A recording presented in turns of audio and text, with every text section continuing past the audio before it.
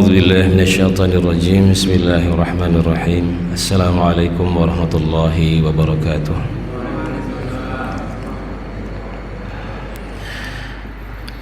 الحمد لله رب العالمين، وبه نستعين على أمور الدنيا والدين، والصلاة والسلام على أشرف الأنبياء والمرسلين سيدنا محمد وعلى آله وصحبه أجمعين. أشهد أن لا إله إلا الله وحده لا شريك له، وأشهد أن محمدا عبده ورسوله لا نبي بعده.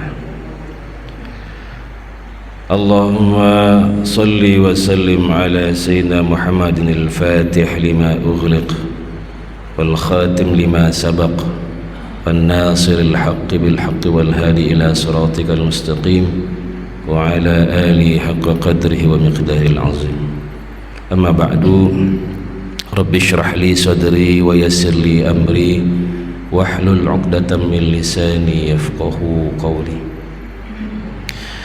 Yang saya hormati para alim, asatid, tokoh masyarakat beserta Bapak dan Ibu jamaah salat subuh Masjid Raya Telaga Uripan yang dirahmati Allah Subhanahu wa taala.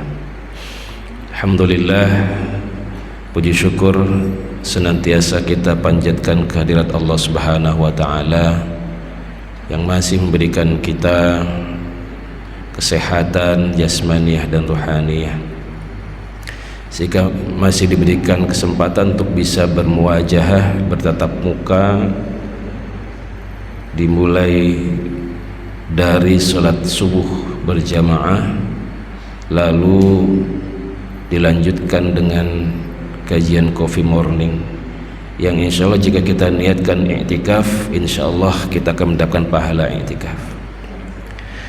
Dan mudah-mudahan tentu saja kita berharap di bulan Syawal yang artinya peningkatan, kita diberikan istiqomah. Setelah 1 bulan lamanya kita digembleng, dididik dalam kawah candra di muka yang namanya Ramadan, sehingga Syawal peningkatan semuanya kita ingin dan harapkan mengalami peningkatan, wabil khusus dalam amalan-amalan agama. Kemudian salawat dan salam semoga tercurah limpah pada Nabi kita Nabi Muhammad SAW beserta keluarga, para sahabat dan tabi'in. Dan mudah-mudahan kita semuanya termasuk ke dalam golongan yang senantiasa berupaya dan berusaha untuk selalu menjalankan, melaksanakan ajaran-ajaran yang ditinggalkan oleh Rasulullah SAW, sehingga nantinya kita akan diberikan hadiah berupa kebersamaan dengan Rasulullah SAW di yaumil qiyamah kelak, di yaumil akhir. Amin Allahumma amin.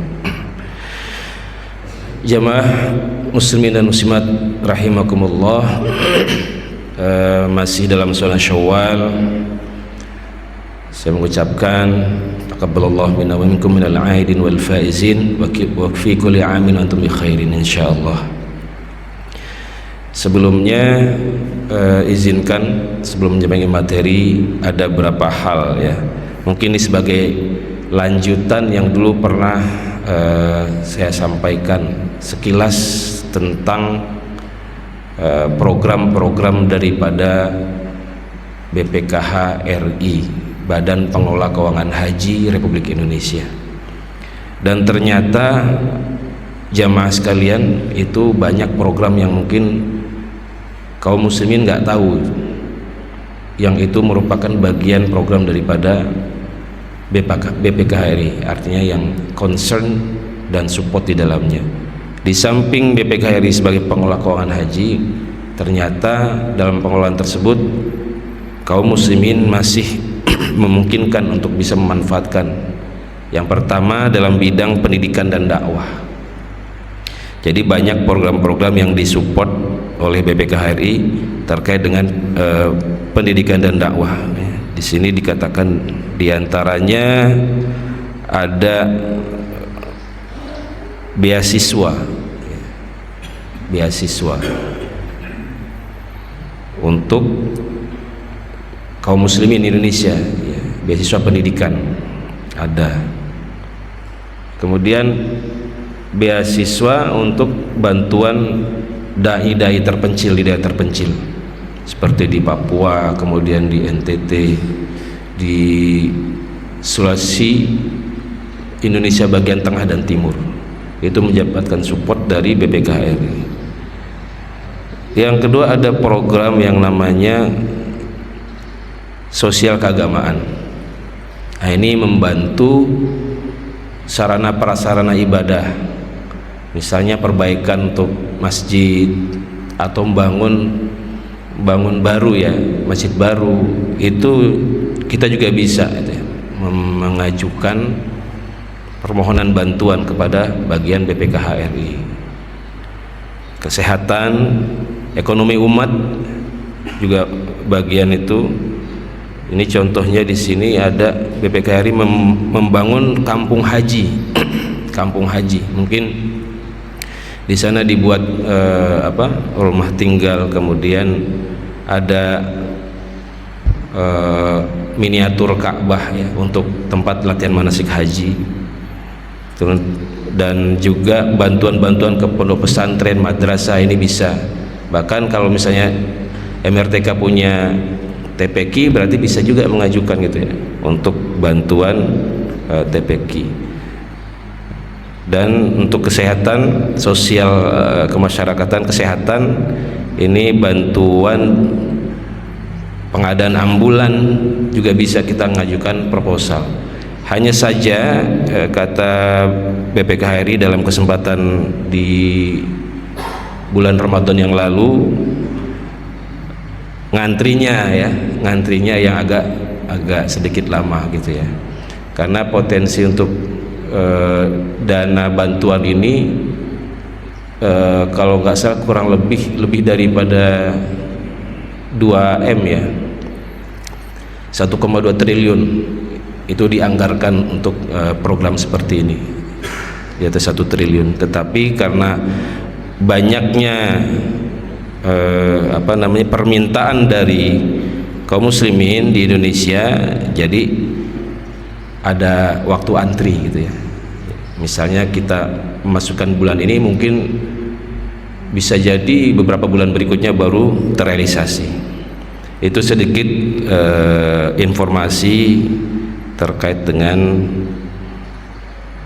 BPKHRI. Baik, ma'asyiral muslimin rahimakumullah. Di bulan Syawal yang merupakan artinya peningkatan, ya, mudah-mudahan ini belum terlambat untuk disampaikan bahwa ada beberapa amalan-amalan yang saya rangkum dari berbagai sumber.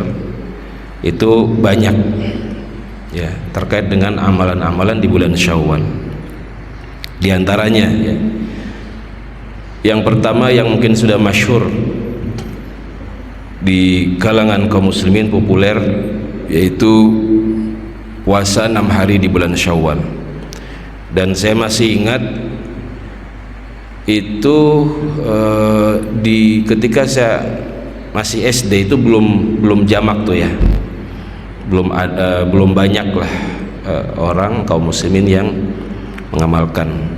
Baru setelah kira-kira di usia SMA lah, ini secara masif disampaikan di mimbar-mimbar oleh para asatidz, kiai dan mubaligh tentang keutamaan 6 hari puasa di bulan Syawal, sebagaimana yang diriwayatkan, ya, oleh Imam Muslim, anna Rasulullah sallallahu alaihi wasallam qala man shoma ramadhana thumma atba'ahu 6 min Syawal faka'annama shamat dahr.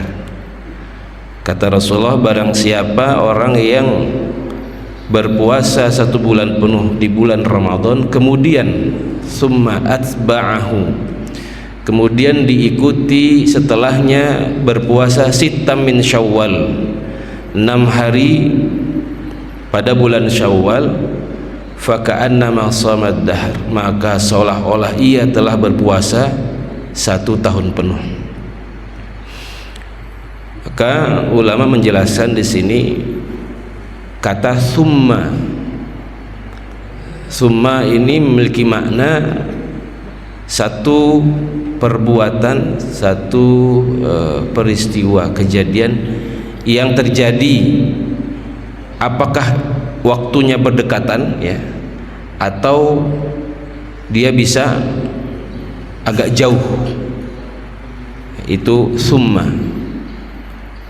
Beda halnya dengan kata wa dan. Kalau wa dia memiliki arti bersamaan, bersanding ya,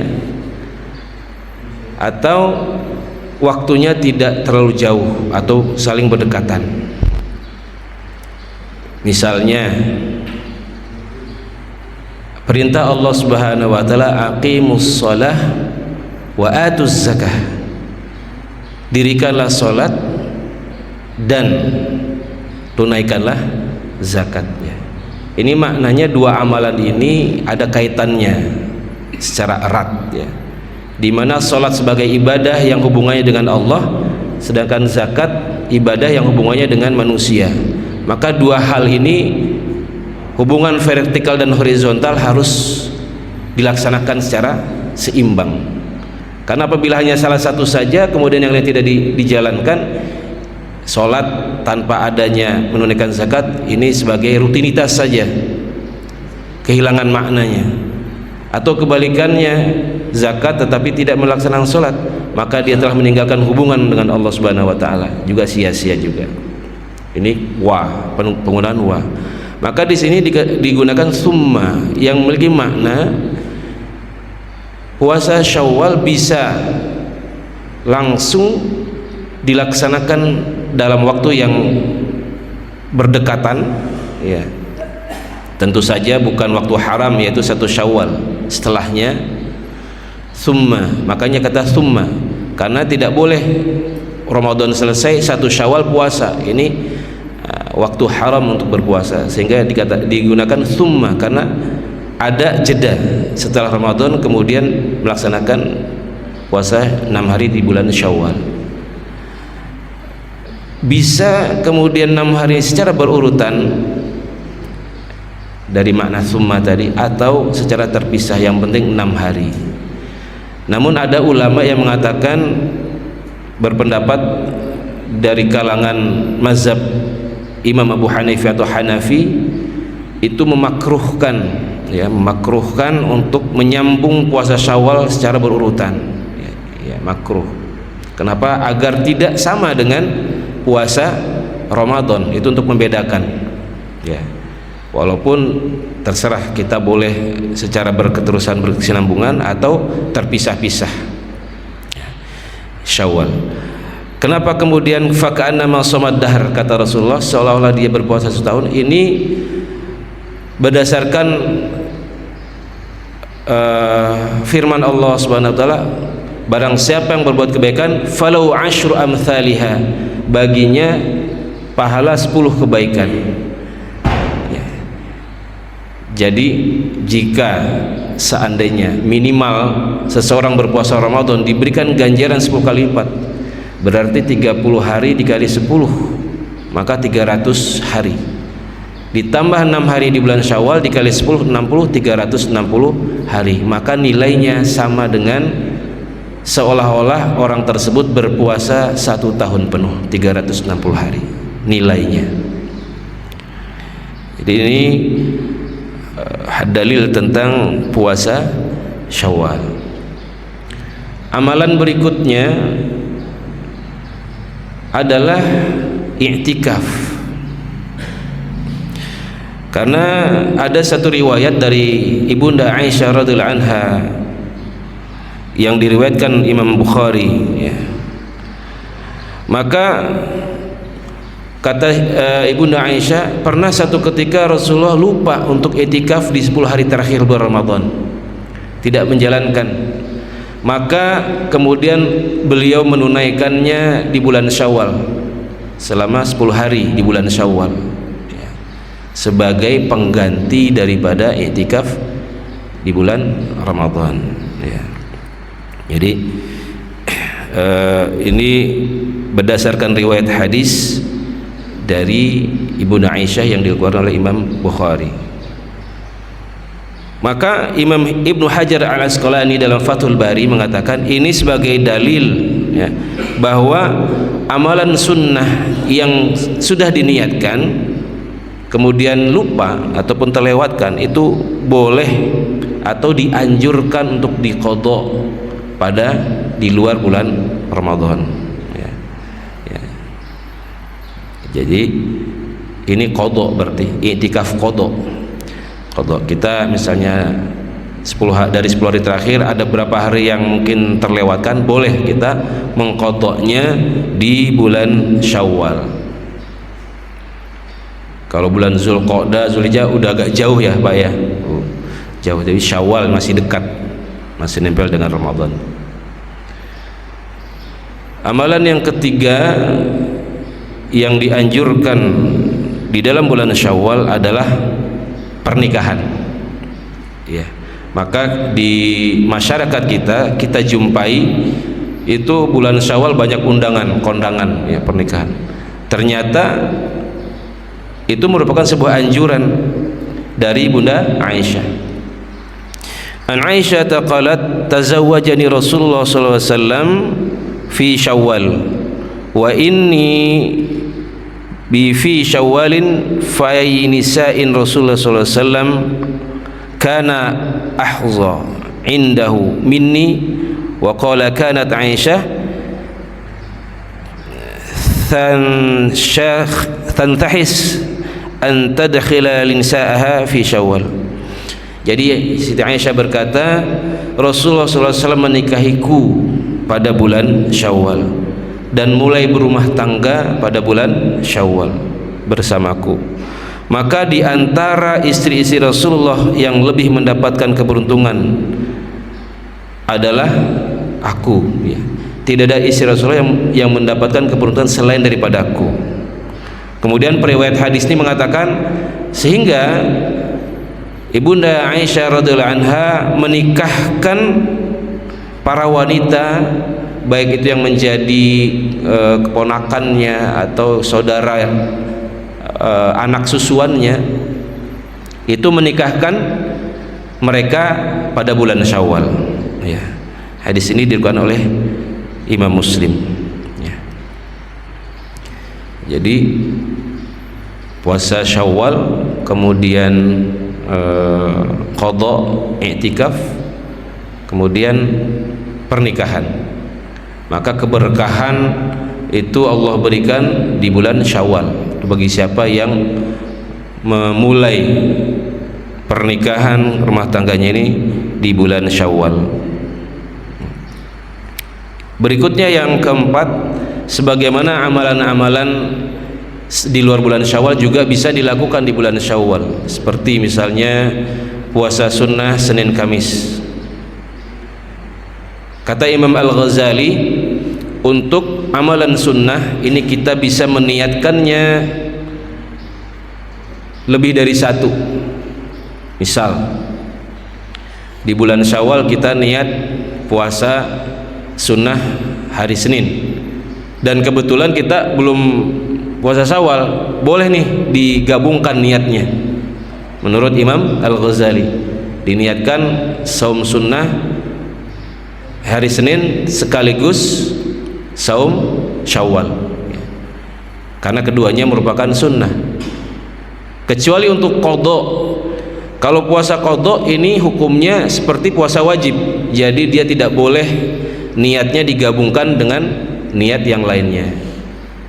Seseorang misalnya batal 3 hari di bulan Ramadan, maka di bulan Syawal dia hanya niat qadha saja. Jadi niat qadha itu tidak boleh digabungkan dengan niat puasa sunnah. karena manzilatul qada manzilatul wajib, kedudukannya sebagaimana puasa wajib karena dia mengqada. Tetapi ketika amalannya sunnah itu boleh diniatkan dalam satu kali amalan, sekalian niat puasa sunnah Senin Kemis bareng dengan Syawal.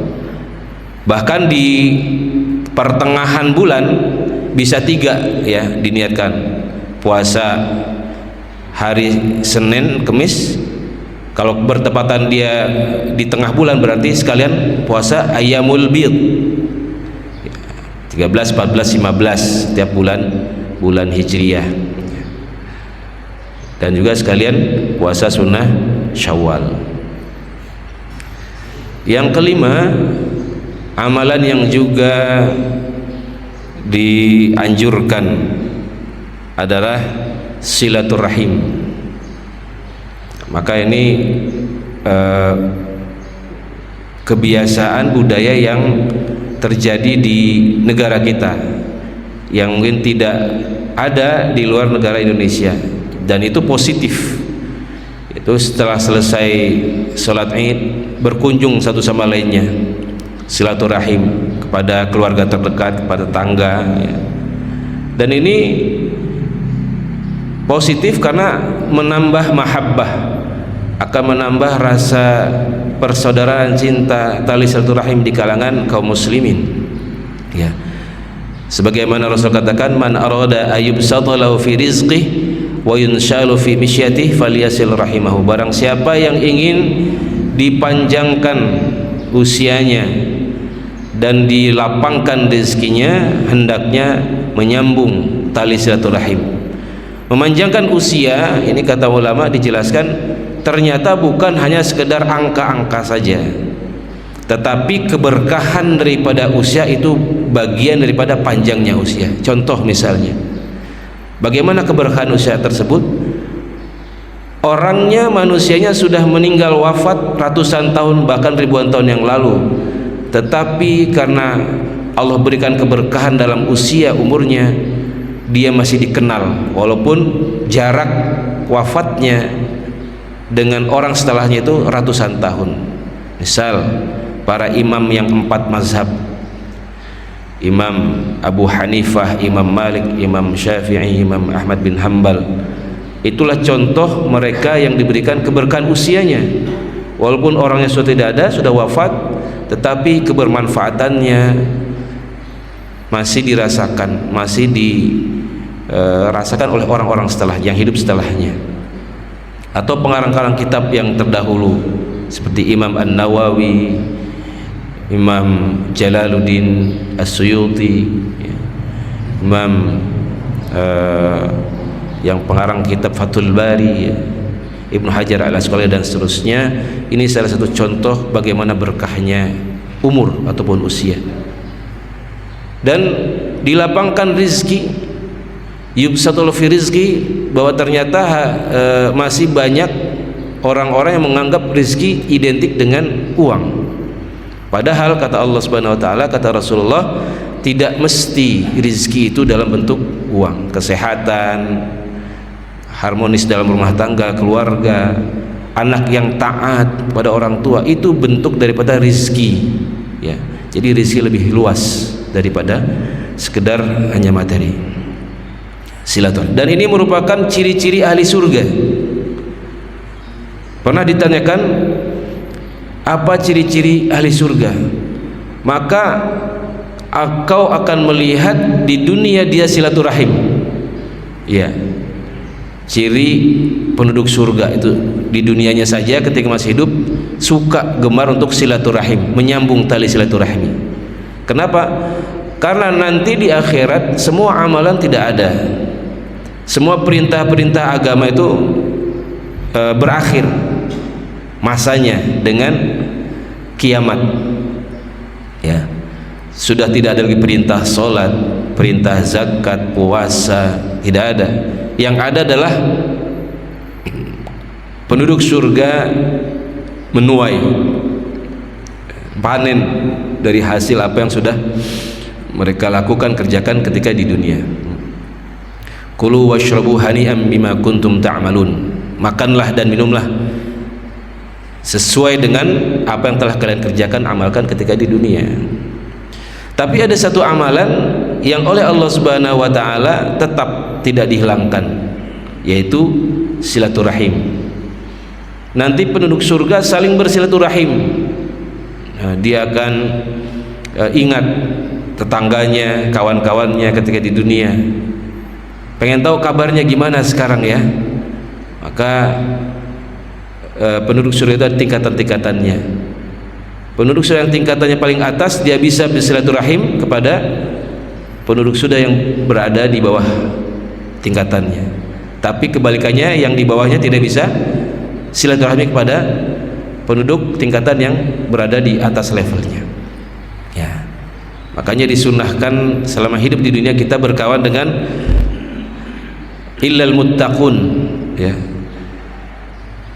Hari dimana ayah lupa dengan anaknya, anak lupa dengan orang tuanya, suami lupa dengan istrinya dan sebaliknya. Tetapi kata Allah illal muttaqun, kecuali orang bertakwa. Maka ketika kita di dunia banyak bergaul, punya tetangga, punya komunitas orang-orang bertakwa, insya Allah ini menjadi penolong nantinya di yaumil akhir kelak. Karena nanti penduduk surga akan ingat kawannya ketika di dunia. Ketika tidak didapati kawannya di surga, maka dia menjadi syafaat pada orang tersebut. Dia minta pada Allah, ya Allah, dulu fulan bin fulan, ya, pernah menjadi tetangga saya, pernah menjadi satu jamaah saya di masjid MRTK ini, ya Allah, tapi saya nggak kangen, nggak melihatnya di surga. Maka kalau seandainya dia ditakdirkan tidak di surgamu, maka berikan syafaatmu. Ini menjadi syafaat. Jadi orang-orang bertakwa saling mensyafaati satu sama lainnya. Berikutnya amalan di bulan Syawal adalah sedekah. Kalau sedekah wajibnya zakat fitrah sebelum pelaksanaan sholat Id. Maka pun juga sedekah sunnah ketika dilaksanakan di bulan Syawal itu memiliki nilai pahala yang besar di sisi Allah Subhanahu wa taala. Sedekah. Jadi puasa Syawal, qada itikaf, pernikahan, saum Senin Kamis, saum ayyamul bid, kemudian tadi yang keenam silaturahim, yang ketujuh adalah ini yang mungkin apa namanya jarang kaum muslimin melakukan, yaitu ada satu sholat sunnah yang dinamakan sholat sunnah utaqo. Dan sholat sunnah ini hanya khusus bisa dilakukan di bulan Syawal, tidak bisa dilaksanakan di luar bulan Syawal. Utaqo sendiri dari kata idkun, ya, idkun, sebagaimana riwayat ya yang mengatakan bulan Ramadan itu 10 hari pertamanya ya adalah rahmat, 10 hari kedua adalah ampunan, 10 hari terakhir idkun minan nar. Allah Subhanahu wa taala di akhir bulan Ramadan, di malam Idul Fitri itu mengeluarkan sebanyak bulu domba dari ternaknya Bani Kilab, ya. Itu sebagai metafor sebenarnya Allah membebaskan sekian banyak dari kaum muslimin mukminin yang ditakdirkan masuk neraka, maka Allah keluarkan, Allah hapuskan takdir tersebut diganti dengan masuk surga. Jadi metafor ya, sejumlah bulu dombanya ternaknya Bani Kilab, itu metafora, artinya sebanyak-banyaknya. Dalam satu riwayat dikatakan 10 hari pertama Allah membebaskan 500, hari kedua kelipatannya, dan hari ketiga tanpa terhitung Allah bebaskan hambanya dari sisa api neraka, ya. Idkun minan nar. Maka di Syawal ada namanya salat sunnah utaqa dari kata idkun. Artinya sholat sunnah ini punya keutamaan akan membebaskan seseorang tersebut yang mengamalkan sholat ini dari apa? Yang pertama, dari kesempitan hidup. Yang tadinya kok setiap ada saja musibah, ada saja kesulitan yang datang bertubi-tubi, maka amalkan sholat ini, sholat sunat utaqo, maka Allah jamin akan lapangkan daripada kesempitan dan kesulitan daripada hidup. Yang kedua, akan dibebaskan daripada hutang-hutang. Utaqo, itqun. Jadi yang terhimpit hutang, maka amalkan sholat sunnah ini, sholat sunnah utaqo. Dan yang ketiga, tentu saja akan dibebaskan dari siksa neraka. Itqun minan nar, sebagaimana janji Allah pada orang yang mengamalkan puasa 1 bulan pun di bulan Ramadan. Lalu bagaimana kaifiyatnya? Salat sunat utaqo ini dilaksanakan sebanyak 8 rakaat. 8 rakaat. Boleh dilaksanakan 4-4 atau 2-2-2 sebagaimana salat tarawih. Jadi 8 rakaat dengan 4 kali salam atau 2 kali salam itu diperbolehkan.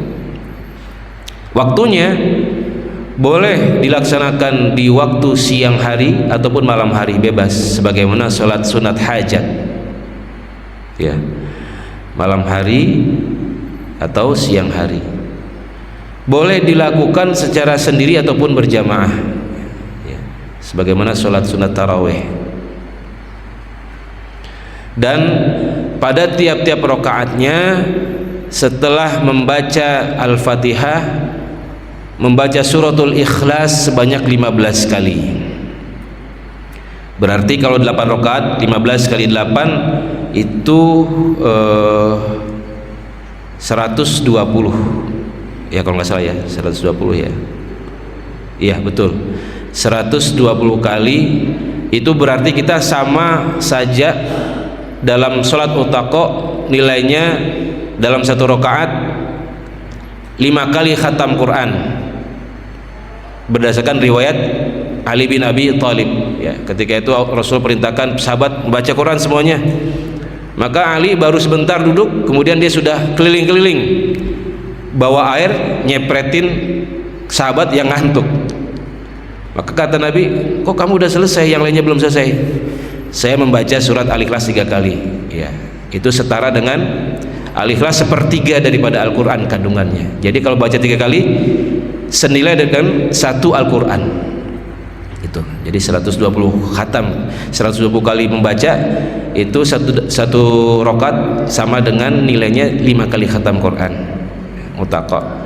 Kemudian setelah selesai melaksanakan 8 rakaat, maka sebelum berdoa membaca zikir 70 kali tasbihat dan 70 kali sholawat. Baru setelah itu doa sebagaimana doa setelah kita selesai sholat fardu ataupun sunnah yang lainnya. Hadirin wa hadirat rahimakumullah, Bapak Ibu jamaah sholat subuh Masjid Raya Telaga Huriban. Alhamdulillah, demikian tadi beberapa amalan-amalan yang bisa kita lakukan, bisa kita kerjakan selama bulan Syawal. Mudah-mudahan Allah Subhanahu wa taala berikan kita taufiknya, kekuatan, kemampuan untuk bisa mengamalkannya. Amin Allahumma amin. Barangkali demikian yang bisa disampaikan pada kesempatan pagi hari ini, kurang lebihnya mohon maaf. Wabillahi taufiq wal hidayah wa ridha wal inayah wallahu muwaffiq ila aqwamit thoriq. Wassalamualaikum warahmatullahi taala wabarakatuh.